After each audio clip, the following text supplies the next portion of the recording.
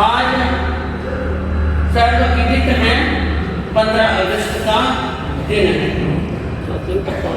15 अगस्त स्वतंत्रता दिवस, आजादी का दिवस, देश का आजादी का राष्ट्रीय पर्व।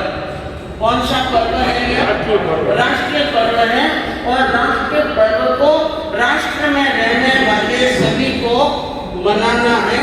जिस देश में रहते हैं, जिस देश के नाम से हम जीते हैं, उन देश की आन बान और शान जो हमारा राष्ट्रीय पर्व 15 अगस्त है, इन आजादी के पर्व को हमें भावपूर्वक मनाना है। आजादी के इस पर्व पर मैं अपने भाव व्यक्त करूं, थोड़ी देर आजादी के भाव व्यक्त करूं उनसे पहले 15 अगस्त के इस राष्ट्रीय पर्व पर आप सभी भाइयों को, सभी बहनों को हार्दिक हार्दिक शुभ मंगल कामनाएं। और आप सबके जीवन के लिए, इस देश के लिए, इस राष्ट्र के लिए और इस राष्ट्र के सभी जवानों के लिए और सभी व्यक्तियों के लिए हार्दिक शुभ मंगल कामनाएं हैं और बहुत बहुत मंगल कामनाएं हैं। आज से 76 साल पहले, आज से 76 साल पहले 1947 में 15 अगस्त के दिन देश आजाद हुआ, इसकी घोषणा हुई। कहते हैं कि दिलों में बसा एक सपना था, दिलों में बसा एक सपना था, आजादी के मतवालों का जश्न है आज भारत में आजाद 76 सालों को। आजाद भारत का आज जश्न मना रहे हैं।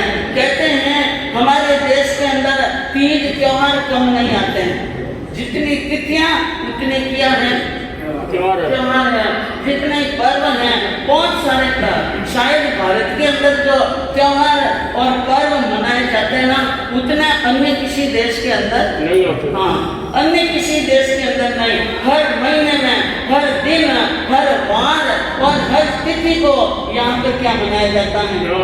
हाँ, एकम ले लो, बीज ले लो, तीज ले लो। और मैं आपको कह दूं कि हर तिथि का कौन कौन सा हमारा हिंदू धर्म का, हमारा धर्म का पर्व है, कल लिख के लेके आना आप सब।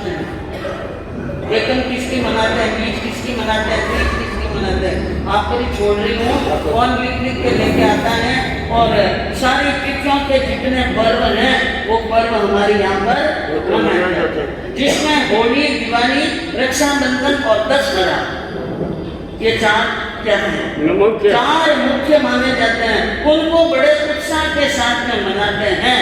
लेकिन आजादी का पर्व ये कम नहीं है। हाँ, कम तो नहीं है, लेकिन इतने उत्साह के साथ में नहीं मनाते। जो दीपावली की जो तैयारियां होती हैं, दशहरे की जो तैयारियां होती हैं, रक्षाबंधन की जो बातें होती हैं, ये राखी 1 महीने पहले से शुरू हो जाती है। पहले तो एक दिन फिक्स हुआ करता था कि सावन की पूनम के दिन क्या मानती, अगर 15 दिन आगे चले, 15 दिन बाद कभी भी, यानी पूरे 1 महीने, सवा महीने तक क्या चलती हैं, राखी चलती हैं। दशहरा जो क्षत्रियों का त्योहार है और दीपावली जो व्यापारियों का, वैश्यों का त्योहार है, उनको बड़े ठाट से मनाते हैं। लेकिन 15 अगस्त को उतने जोश से, उत्साह से नहीं मनाते हैं, मनाना चाहिए। आज दिवाली, होली जो भी मना रहे हैं, जो भी खुशियाँ व्यक्त कर रहे हैं, किसके यहाँ पर, भारत में, कहाँ पर, भारत में। और भारत के आजाद भारत ही ऐसे त्योहार उत्साह के साथ में मना सकता है। गुलाम भारत नहीं, गुलामी जब थी उस समय हमारे तीज और त्योहारों पर भी क्या लग जाती थी, रोक लग जाती थी। तो आज से पहले इस भारत के अंदर यानी 76 साल हो रहा है, ये 76वां आजादी का दिन है। उनके पहले अंग्रेजों का राज था और उनके पहले किनका था, मुगलों का था। तो लगभग यानी 700 साल तक हमारा देश गुलाम रहा, हमारी कई पीढ़ियां खप गई। देश क्या रहा था, गुलाम रहा था। और मुगलों ने हमारे इस शासन को उखाड़ने में कोई कमी नहीं रखी। लेकिन मुगलों के पैर नहीं टिकने दिए। वो एक ही शूरवीर हुआ रहा, महाराणा प्रताप। क्योंकि बाकी तो सबने हिंदुओं की यानी आड़ मान ली थी और हिंदुओं के यानी मुगलों की आड़ मान ली थी और मुगल के दरबार में जाकर के स्नान कर लेते थे, नमस्कार कर लेते थे, उनकी आज्ञा का पालन करते थे।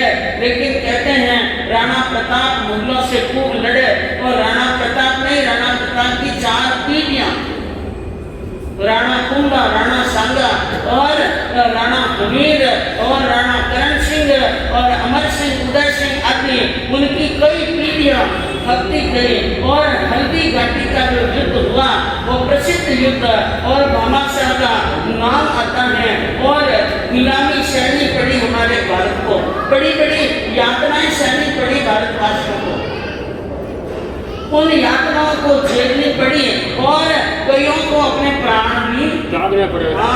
कईयों को नहीं, कितने जनों ने प्राण त्यागे, आजादी की कीमत कितनी चुकानी पड़ी, आजादी की कीमत कितनी चुकानी पड़ी और आजादी की कीमत में कितने गए उनके तो नाम भी नहीं है। आजादी के लिए बहुत बड़ी कीमत चुकानी पड़ी। हिंदू यानी हमारे भारतवासी हजारों लाखों करोड़ों भारतीयों ने प्राण त्याग दिए, करोड़ों भारतीयों ने क्या त्याग दिए? प्राण त्याग दिए। बलिदान, उनके बलिदान पर, करोड़ों के बलिदान पर आजादी मिली। क्या मिली? आजादी मिली और आज हम आजादी के उन क्रांतिकारी और उन मतवालों के और उन हकमानों को याद करेंगे जिन्होंने अपने क्या त्यागे हैं, प्राण त्यागे। 15 अगस्त 1947 को देश आजाद हुआ।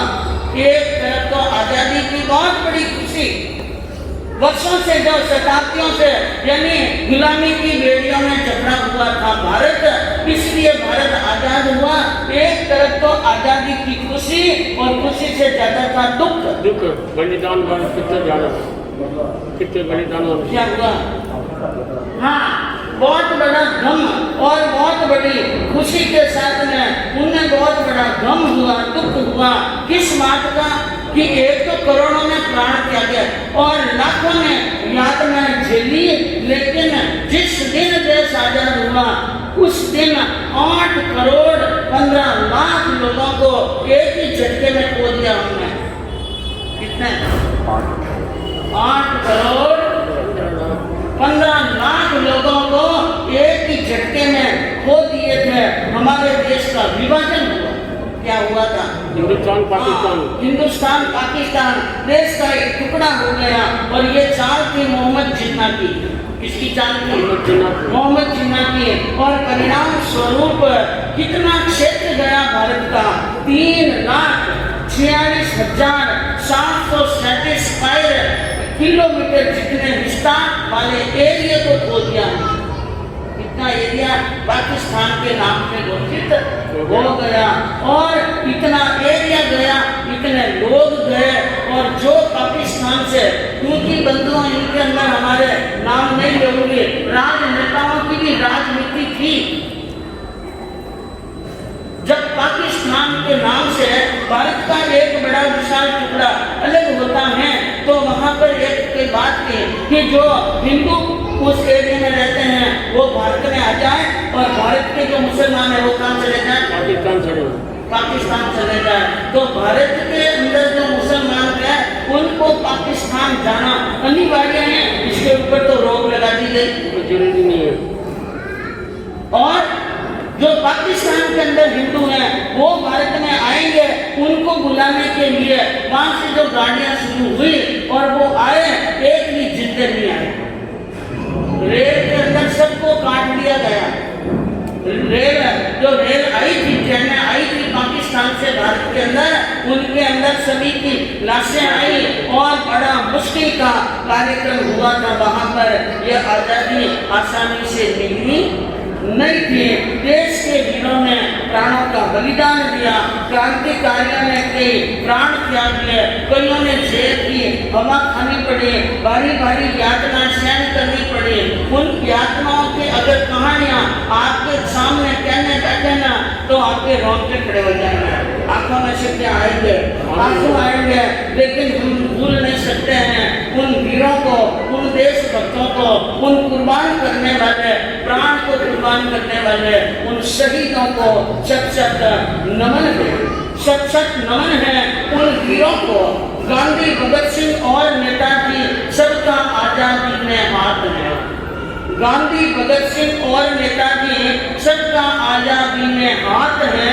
लक्ष्मीबाई हो या सरदार पटेल, राजगुरु चंद्रशेखर आज भी भारत को याद है। नमन आज उन वीरों को जो इस आजादी की बुनियाद है, इस आजादी की बुनियाद है।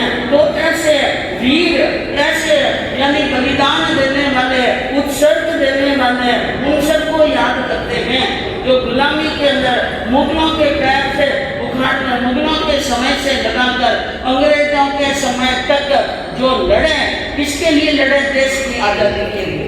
किसके लिए लड़े? आजादी के लिए। जिसमें कई नाम हैं, राणा सांगा, राणा कुंभा, भामाशाह, राज सिंह, झालामुड़ा, जयमल दत्ता, अमर सिंह, राणा प्रताप, छत्रपति शिवाजी, दुर्गादास, झांसी की रानी, दुर्गावती, तारामती, रत्नावती और चैनम्मा। ये सब स्वतंत्र भारत के सेनानियों की तरह लड़े। और भगत सिंह, राजगुरु और सुखदेव को फांसी पर चढ़ाया गया था। कब चढ़ाया? 23 मार्च 1931 को। कब? 23 मार्च 1931 को फांसी पर चढ़ाया गया था। और वे हंसते हंसते क्या चढ़ गए? फांसी पर चढ़ गए। और उन्होंने, उनके सामने एक प्रश्न आया था। गांधी जी ने कहा इनको छोड़ दो, इनको तीनों को। तो अंग्रेजों ने क्या कहा? अगर ये माफीनामा लिख करके दे तो मैं छोड़ने के लिए तैयार हूँ। लेकिन तीनों ने कह दिया हम गलत नहीं कर रहे हैं, हम सही कर रहे हैं। सही करते हुए भी हमें गलत ठहराया जाए और माफीनामा लिखने का कहा जाए तो हम हंसते हंसते क्या देंगे? प्राण देंगे। और मरने के पहले 2 लाइनें, अंतिम समय, अंतिम दिनों के अंदर क्या कहा? कभी वह दिन भी आएगा, कभी वह दिन भी आएगा जब आजाद हम होंगे। कभी वह दिन भी आएगा जब आजाद हम होंगे। अपनी ही जमीन होगी, अपनी ही जमीन होगी, वह अपना ही आसमान होगा। जमीन भी अपनी होगी और आसमान भी अपना होगा। ऐसा दिन आएगा। ऐसे कहते कहते ही उन्होंने फांसी का फंदा इसमें डाल दिया, गले में डाल दिया। तो बंधुओं, ऐसे ऐसे वीर, ऐसे ऐसे महावीर यहाँ पर हुए। और आज भी देश की रक्षा करने के लिए हमारे सैनिक सीमा पर तैनात हैं। कहाँ पर हैं? हमारा ध्यान उधर जाता है कि नहीं जाता है?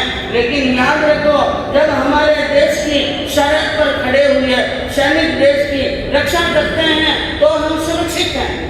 तो हम क्या है? सुरक्षित हैं, ऐसो आराम से रहते हैं। हम सब आराम से रहते हैं उनकी बदौलत। और याद रखना, जब टेम्परेचर 20 डिग्री का देश के अंदर कम उपलब्ध होता है तो ठंड पड़ने लगती है। 20 डिग्री टेम्परेचर होता है तो ठंड पड़ने लगती है। 16 डिग्री होता है तो गर्म कपड़े बाहर निकल जाते हैं। 12 डिग्री होता है तो मफलर लग जाता है। क्या लग जाता है? मफलर। और 8 डिग्री हो तो हाथ पैर कांपने लगते हैं। 4 डिग्री हो तो अलाव जलने लगते हैं। और 0 डिग्री पर तापमान हो तो पानी जम जाता है। 0 डिग्री पर हो तो पानी जम जाता है। लेकिन -20 डिग्री पर हो तो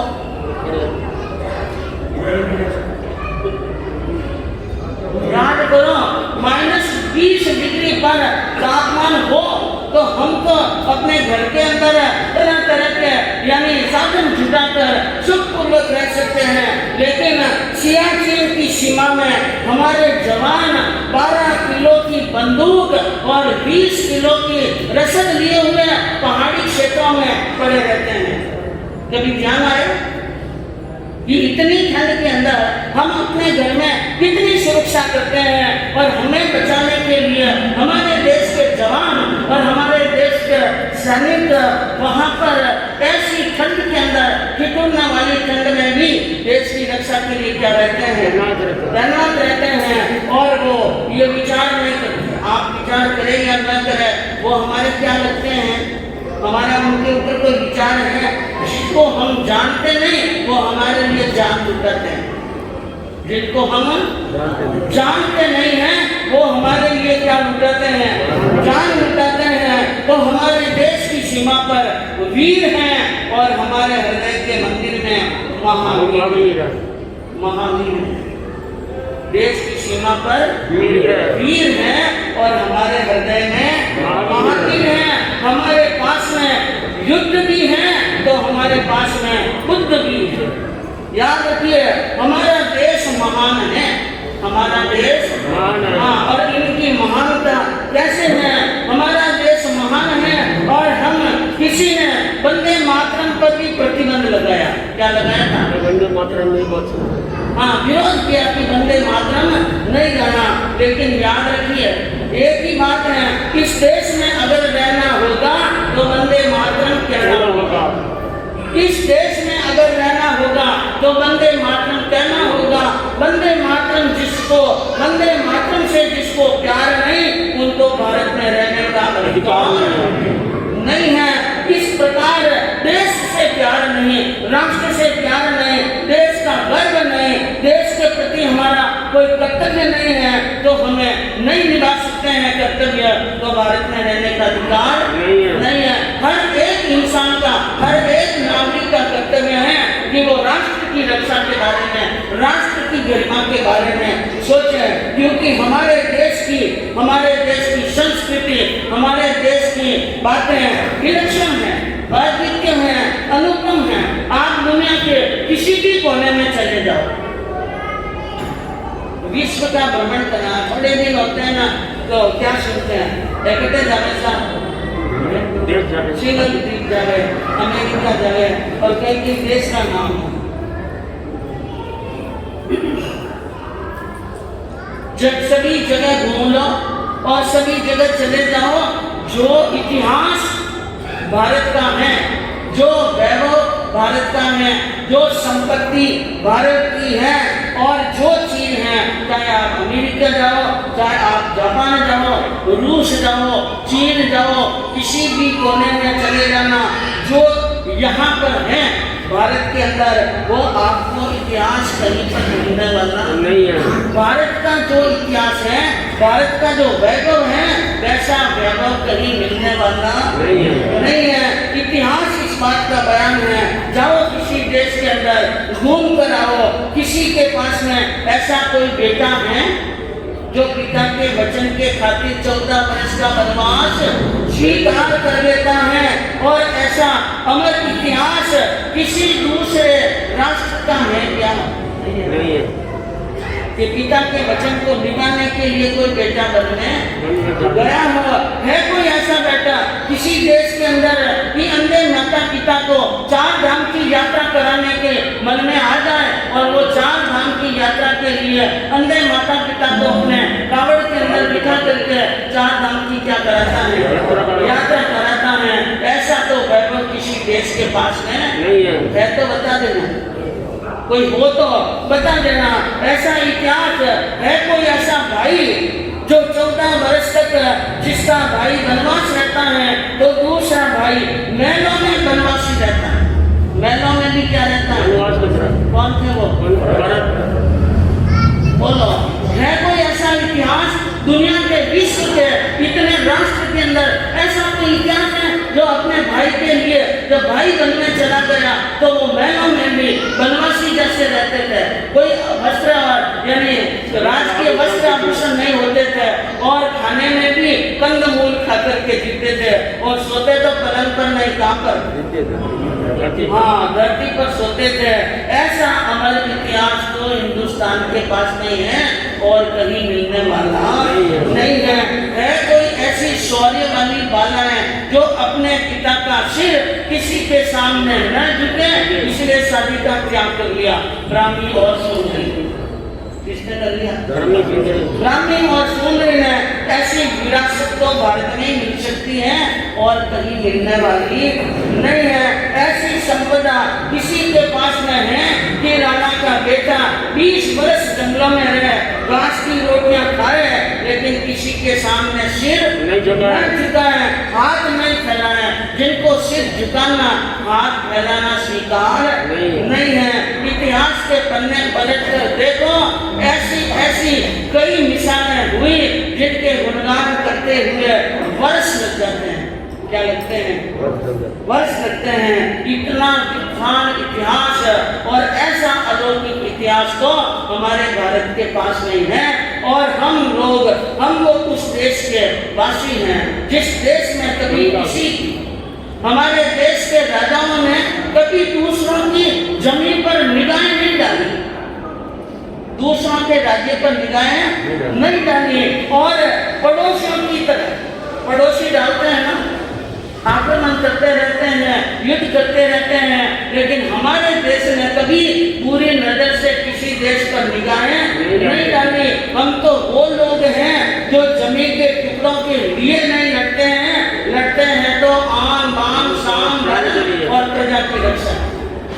इसलिए भारत के राणा प्रताप के व्याख्यान में भी कहा था कि भारत के लगभग सभी राजे महाराजे सम्राट हुए, उन्होंने धर्म युद्ध लड़ा। कौन सा युद्ध लड़ा? और वैसा धर्म युद्ध भगवान महावीर के मौजूदगी के अंदर चेड़ा राजा ने लड़ा था। वैशाली का युद्ध जो निर्यावरिया सूत्र में प्रसिद्ध है, 12 व्रतधारी श्रावक है, युद्ध करने के लिए जाते तो तलवार को पूंजनी से, ये याद रखने की बातें हैं, तलवार को किससे पूंजते हैं? पूंजनी से। कि तलवार के ऊपर छोटे मोटे सूक्ष्म जीव, निरपराधी जीवों को आकुति की बुद्धि से हरने का पछतावा। ऐसे श्रावक थे और ऐसे वीर राजा महाराजा हुए। और उस युद्ध के अंदर 1,80,00,000 सैनिक मरे। कितने? 10 दिन तक युद्ध चला था, वैशाली का युद्ध। तो कहते हैं कि शान के लिए, शरणागत की रक्षा के लिए, धर्म के लिए, आन बान के लिए लड़ते हैं, लेकिन राजभिक्षा या लोभ लालच के लिए नहीं लड़ते। और जो भी लड़े उसको वापिस उनकी जमीन, आपको मालूम है कि लाल बहादुर शास्त्री ने पाकिस्तान को जीता और वापिस उसको दे दिया। क्या दे दिया? हम तो वो हैं जो जीतते हैं और वापिस किसको दे देते हैं, बता देते हैं कि ताकत हमारे अंदर भी है, हम चाहे तो तुम्हारा राज भी ले सकते हैं, लेकिन लेते नहीं है। इंदिरा गांधी ने बांग्लादेश जीता और बांग्लादेश को वापिस दे दिया। श्री राम ने लंका जीती और किसको दे दी? विभीषण को। श्री कृष्ण ने मथुरा जीती और किसको दे दी? उग्रसेन जी को। किसको दे दी? उग्रसेन जी को। राणा प्रताप ने अलवर और अजमेर जीता तो अलवर का तो यानी बना दिया मालिक हाजी खां को और मारवाड़ का राजा बना दिया मालवीर। अजमेर किसको सौंप दिया? मालदेव को। तो भारत के पास में तो ऐसी ऐसी गाथाएं हैं कि हम जीतते हैं लेकिन जीत कर वापिस दे देते हैं। ऐसी पहचान है भारत की अपनी।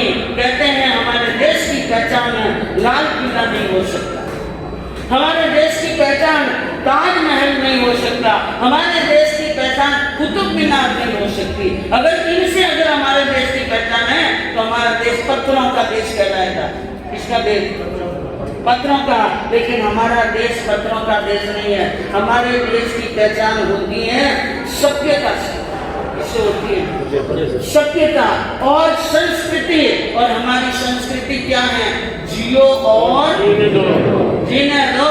वसुधैव कुटुंबकम, सारी वसुधा को कुटुंब समझो। भगवान आदिनाथ से लगाकर महावीर तक ने यही संदेश दिया कि जगत के सारे प्राणी कुटुंब की तरह हैं, किसी के साथ में कोई राग द्वेष नहीं है। और भारत हमारा एक ऐसा राष्ट्र है, अनोखा राष्ट्र। राष्ट्र तो बहुत है, बात नहीं करो साहब। महिला मंडल वाले थोड़ा बच्चों को देखें भाई, बच्चों को अभी एक कमरे में बिठा दे, जो बच्चे प्रतियोगिता में भाग लेने वाले हैं। कमरे में बंद करो। हाँ, थोड़ी देर कमरे में बिठा दो बच्चों को, लेकिन आवाज आ रही है और डिस्टर्ब हो रहा है, थोड़ा सा ध्यान दो।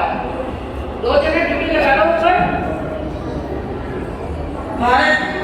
भारत एक राष्ट्र है, बैंकॉक जापान भी एक राष्ट्र है, चीन भी एक राष्ट्र है, अमेरिका भी एक राष्ट्र है, रूस भी एक राष्ट्र है, लेकिन भारत एक अनोखा राष्ट्र है। क्या है? हाँ, भारत एक अनोखा राष्ट्र है।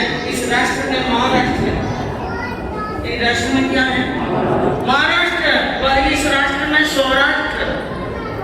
एक राष्ट्र में 2 राष्ट्र हैं, महाराष्ट्र भी है और सौराष्ट्र है। और भारत को भारत माता कहा जाता है। क्या कहा जाता है? भारत माता। एक बात की बात है, ओबामा ने कहा था अमेरिका को, ओबामा ने अमेरिका से कहा कि हिंदुस्तानी बहुत आगे बढ़ गए, हिंदुस्तानी बहुत आगे बढ़ गए, सावधान हो जाना। और एक बार तो परमाणु जब विस्फोट हुआ तो अमेरिका ने पाबंदी लगा दी कि भारत को न तो मुद्रा देनी है, न वीजा देना है, न उपकरण देना। ये पाबंदी लगाई थी। आपको इतिहास याद होगा शायद, लेकिन उस समय अटल जी ने क्या कहा? अटल जी ने कहा हम तो अटल रहेंगे, देना हो तो दो और ना देना हो तो मत दो, तुम्हारी मर्जी। लेकिन ये पाबंदी ज्यादा समय तक नहीं रही, ये पाबंदी थोड़े समय तक ही लगा पाए। जिस समय खाड़ी का युद्ध हुआ, खाड़ी का युद्ध हुआ तो वीजा भी दिया गया, उपकरण भी दिए गए और मुद्रा भी दे दी गई, क्योंकि हमारे भारत से उस समय 80,000 सैनिकों को बुलाया था। कितने सैनिकों को? हाँ, क्योंकि अमेरिका जलयान बनाना तो जानता है, लेकिन अमेरिका के सैनिक जलयान चलाना नहीं जानते। चलाना तो हमारे भारत के सैनिक जानते हैं। इसके भारत से 80,000 सैनिकों को बुलाया गया था। ये ध्यान में रखने की बात है। अमेरिका दादा बन सकता है, चाइना बाप बन सकता है, लेकिन हिंदुस्तान तो भारत माता है। न तो किसी का बाप है और न किसी का दादा है। हिंदुस्तान तो क्या है? हिंदुस्तान तो भारत माता है। विश्व युद्ध के समय जब दूसरा विश्व युद्ध चल रहा था, भारतीय और जापानी आमने सामने लड़ रहे थे। एक जापानी सैनिक ने भारतीय सैनिक को घायल कर दिया और भारतीय सैनिक के सामने वही जापानी घायल हुआ पड़ा, मरने की स्थिति में है। अब उनसे उठना बैठना नहीं होता है। ऐसी स्थिति में जमीन पर पड़ा है और पड़ा पानी पानी पानी पानी पानी कर रहा था। भारतीय सैनिक ने मन में क्या विचार किया? लड़ाई की टाइम लड़ाई है और अब ये भारत नीचे गिर गया है और ये हथियार डाल दिए हैं। अब हमें इंसानियत से काम लेना चाहिए। किनसे? दुश्मनी त्याग कर। उसके पास में पानी था, भारतीय सैनिक के पास में क्या था? पानी था। उसने कहा भाई मेरे पास में पानी है और तुम्हें बहुत प्यास लगी है तो मैं तुम्हें पानी पिलाने के लिए तैयार हूँ, तुम पानी पी लो। और वो भारतीय सैनिक, वो भी घायल था, भारतीय सैनिक भी घायल था, लेकिन किसी न किसी प्रकार पानी लेकर के वहां तक पहुंचा। और जिस समय वो पानी पिला रहा था, जापानी सैनिक ने छुपी हुई कटार निकाली और उनकी छाती में रोक दी। क्या रोक दी? अब भारतीय सैनिक भी घायल और वो भी क्या है? घायल। उन दोनों को शिविर में गिराया गया और अस्पताल में एडमिट कराया गया। दोनों का इलाज चल रहा था। दोनों पास में थे, जापानी और भारतीय सैनिक। ये सत्य घटना है, ये हमारे देश की क्या है?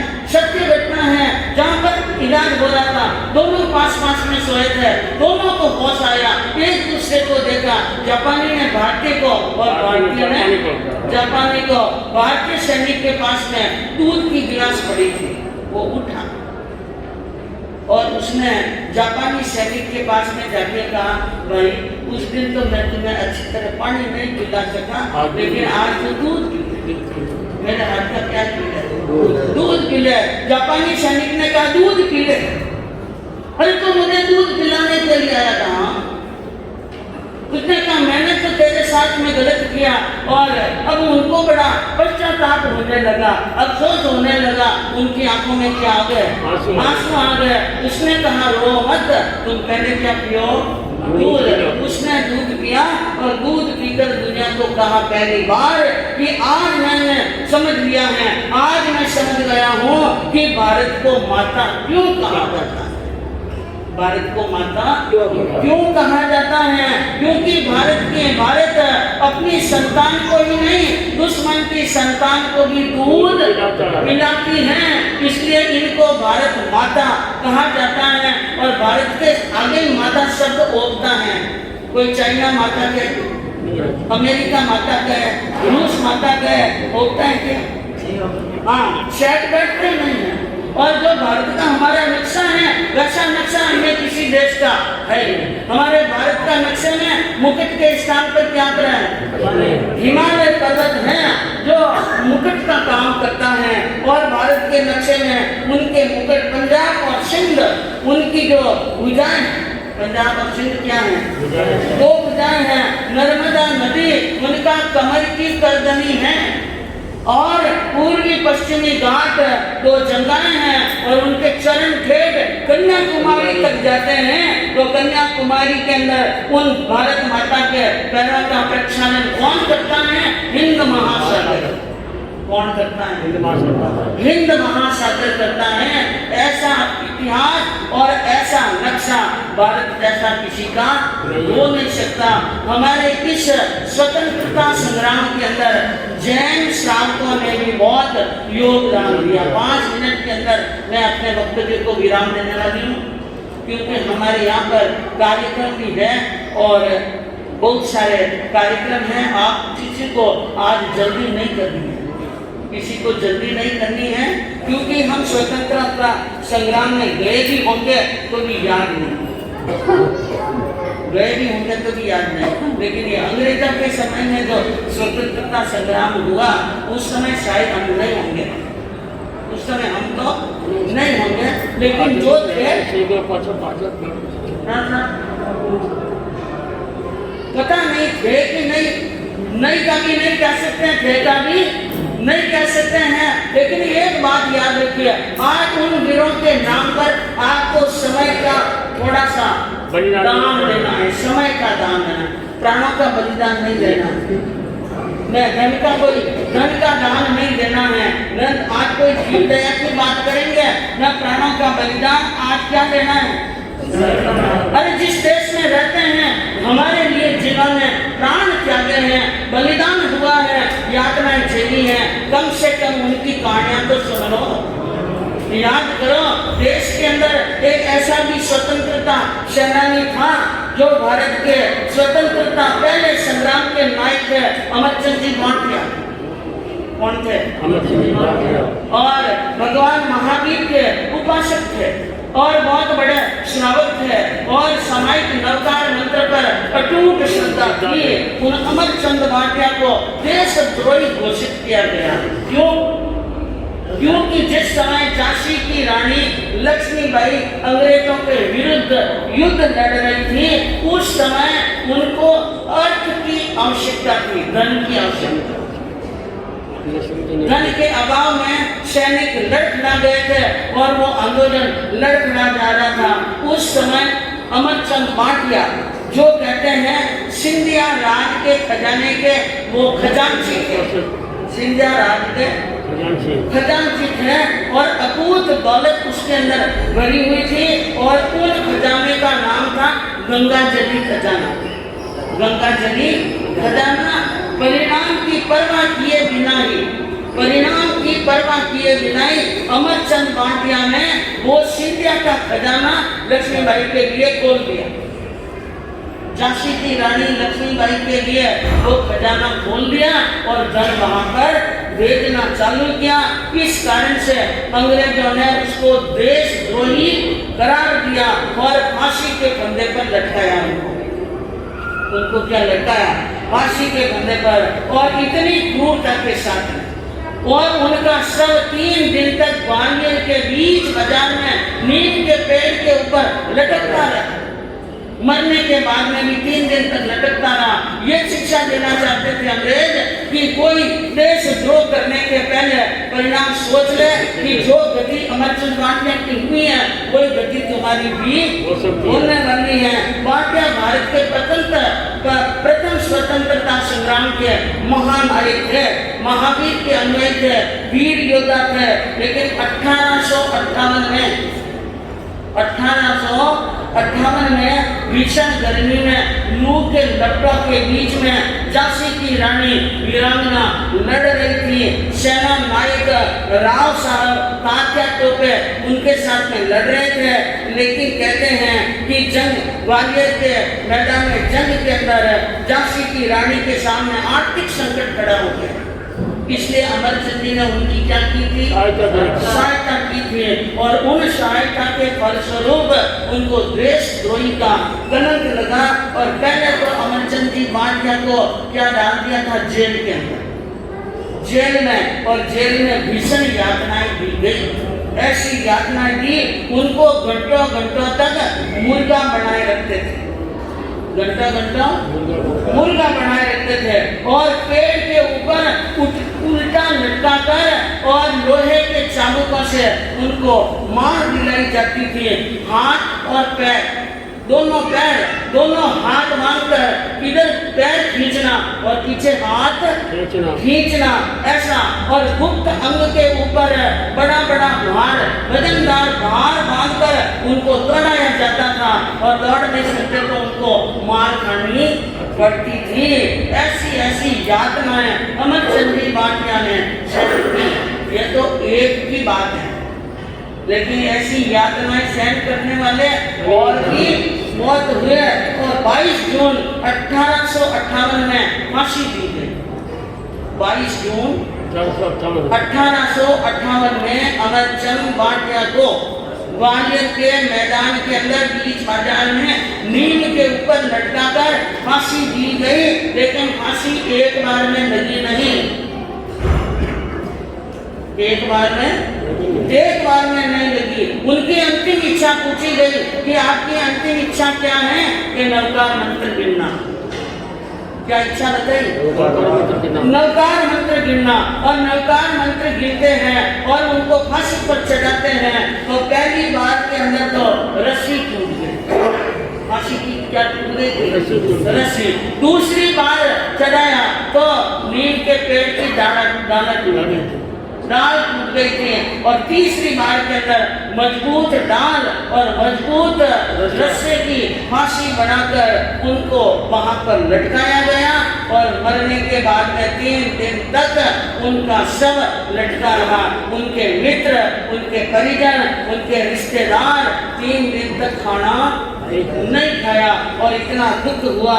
लेकिन अमीरचंद यानी अमरचंद भाटिया जो बीकानेर के थे, मूल में काम करते थे, अमीरचंद जी भाटिया के पुत्र थे।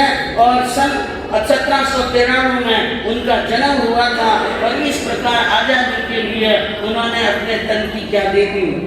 कुर्बानी दे दी। तो आजादी की ये बात और आजादी के इन बलिदान की बातों को जानकर हम हमारे अपने इस देश के लिए क्या कर सकते हैं? तन से, मन से, धन से जो अवश्य करें। ऐसा मौका आ जाए तो करें और करते हैं। जब भी ऐसा मौका आता है, जब कारगिल का युद्ध हुआ और जब भी आपदाएं आई तो हमारे देश ने वहां तक सहायता जरूर पहुंचाई है। लेकिन तन से जाकर सैनिक की तरफ खड़े नहीं रह सकते हैं तो धन से उनकी क्या कर सकते हैं? सहायता कर सकते हैं। एक आखिरी ले लो, एक प्रतिज्ञा ले लो कि आजादी की कभी शाम नहीं होने देंगे, आजादी की कभी शाम नहीं होने देंगे। और शहीदों की कुर्बानियां बदनाम नहीं होने देंगे। जब भी जरूरत पड़ेगी देश को, जो हमारे पास में है यथा योग्य देने का क्या करेंगे? प्रयास करेंगे। तो बंधुओं, ये है आजादी का दिन। और आज के इस दिन के अंदर हमारे यहाँ पर 2-3 कार्यक्रम हैं जो